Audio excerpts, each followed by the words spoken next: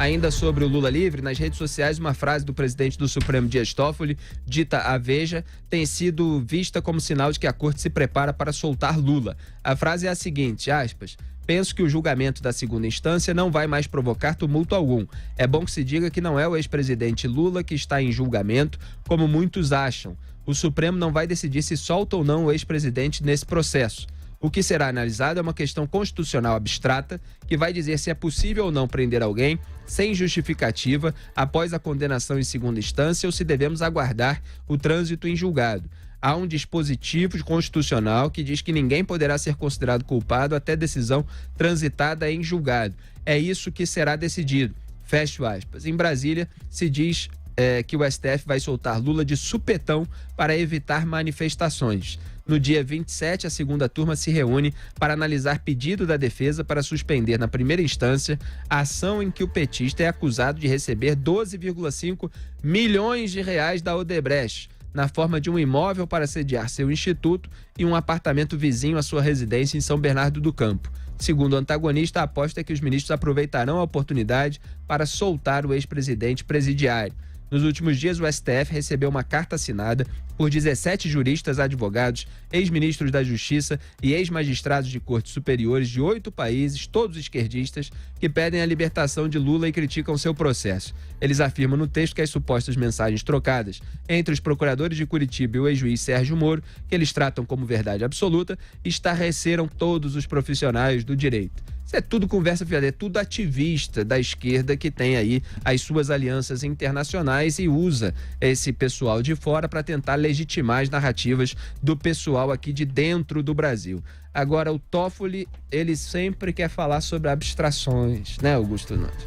O Dias Toffoli, só para relembrar aqui aos ouvintes, espectadores de Os Pingos nos Is, eu encontrei uma entrevista do Dias Toffoli que ele deu em fevereiro de 2016, em que ele se dizia defensor desde sempre da prisão após condenação em segunda instância. Os senhores acreditam nisso? Tem a entrevista que ele deu em fevereiro de 2016. Ele dizia que não era necessário o recurso ao STJ, nem o recurso ao STF. Ele se dizia desde sempre defensor disso. Em fevereiro de 2016, sabe quando foi a votação no plenário do Supremo? Em outubro. Em outubro, ele teve uma posição contrária àquela que ele manifestou que tinha desde sempre em fevereiro. O que aconteceu de novidade entre fevereiro e outubro para que o Dias Toffoli mudasse de opinião? Por uma grande coincidência, em agosto, 2 meses antes de outubro, a Polícia Federal indiciou Lula, que indicou o Toffoli ao Supremo, por corrupção passiva, lavagem de dinheiro e, naquela época ainda, falsidade ideológica, no caso justamente do triplex do Guarujá. O caso pelo qual Lula depois seria condenado em segunda instância. Mas o Toffoli já ali, preventivamente, deu o voto contra a prisão, mas foi derrotado. Foi voto vencido, porque venceu a autorização à prisão após condenação em segunda instância. Ele, insatisfeito, já que o caso realmente avançou e o Lula realmente foi condenado, ele agora quer reverter isso. E eles ficam dando essa desculpa esfarrapada, alguns que eu já apontei 1000 vezes nesse programa, mas sempre que eles vierem com as articulações dele, eu volto a apontar, que é falta de justificativa.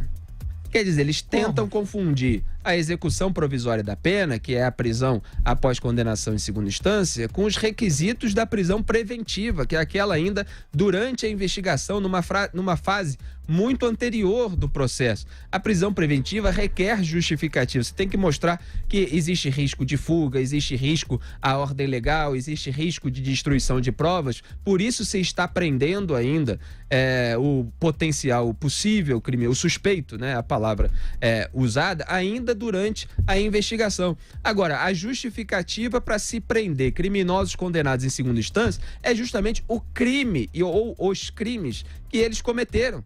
Então, o Lula foi preso por corrupção passiva e lavagem de dinheiro. Foi por isso que ele foi preso. Eles simplesmente inventaram esse puxadinho jurídico aí de que, não, tem que fundamentar por que está prendendo. Simplesmente porque começaram a prender bandidos demais e bandidos que eram dos partidos que os colocaram por lá, Augusto. A justificativa é a condenação em segunda instância, na medida em que, a partir daí, não se discute mais o mérito do processo.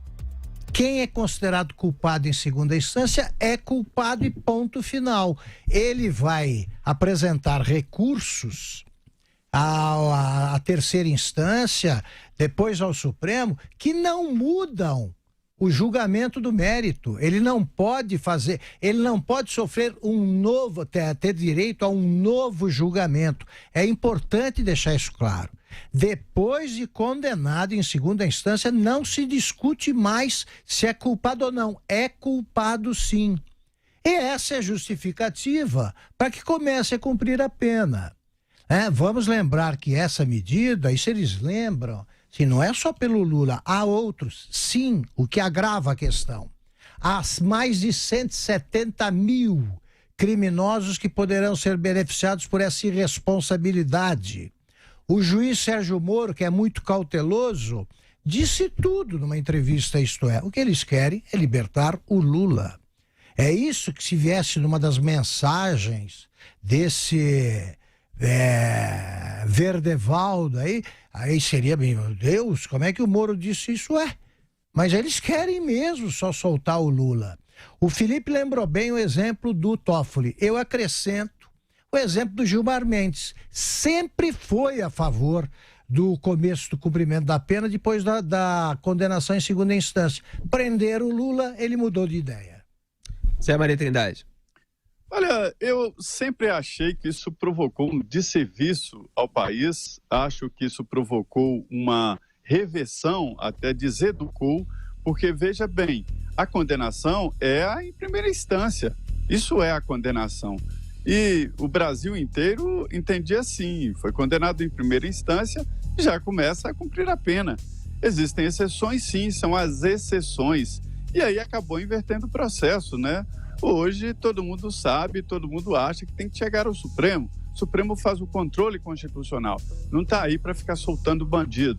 Então eu acho que esse debate provocou até um prolongamento de um julgamento. Isso não é correto. A prisão tem que se dar na condenação. E quando houver exceção, quando entender o juiz de que é possível ali uma inocência e tal, aí não começa a cumprir a pena. E aí vai para a segunda instância. E com esse debate todo aí do Supremo, ele jogou o país numa situação em que o normal é condenado não cumprir a pena. E aí ficar esperando o julgamento em segunda instância, né?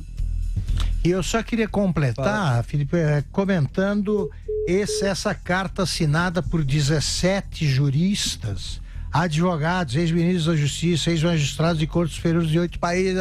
Essa turma não tem vergonha na cara e não tem autoridade moral para dar palpite sobre o Lula, porque eles se dizem estarrecidos com o que houve. Nenhum deles se estarreceu jamais com os presos políticos que morrem nas cadeias de Cuba e da Venezuela. Esses sim são presos políticos e jamais interferir em favor deles. Ficam tentando transformar em preso político um preso comum que foi presidente da República e foi condenado por corrupção e lavagem de dinheiro. Ele é tão preso político quanto qualquer companheiro dele do PCC. Os defensores de bandidos e os porta-vozes de defensores de bandidos decidiram ir até o fim para tentar soltar os seus bandidos de estimação. Eles contam com a fragilidade emocional de uma parcela da população que eles julgam ser frágil. E aquela parcela que, como eu costumo descrever, é o pessoal que se vê muita gente gritando que 2 mais 2 igual a 5 e outras pessoas gritando que é 4, fala assim, é 4,5, né? Então, aqui não tem esse negócio de fragilidade. Se eles vão até o fim, se eles ficam reunindo ativistas estrangeiros para tentar legitimar as suas próprias narrativas, se eles ficam publicando material roubado e distorcendo aquelas mensagens atribuídas a procuradores e juízes, se eles ficam fazendo ilações, conclusões forçadas negativas, com base em interpretações subjetivas ou às vezes uma completa incompreensão do idioma, a gente também vai até o fim no nosso combate à corrupção, à lavagem de dinheiro, à falsidade ideológica, a tudo isso que vigorou no Brasil nas últimas décadas, principalmente atingiu seu ápice durante os governos do PT. Então nós estaremos aqui para refutar todas essas narrativas e para incentivar ainda mais o combate à corrupção, o combate à impunidade que vigorou no Brasil nas últimas décadas e que revolta o povo brasileiro. Então, cuidado, não caiam nessas conversas fiadas desse pessoal que finge que está decidindo em cima de abstrações. Mas por que isso agora? Por que essas mudanças de postura agora? É claro que é por causa de situações particulares. Então eles querem fazer o povo de idiota e a gente vai mostrar que eles estão tentando fazer justamente isso.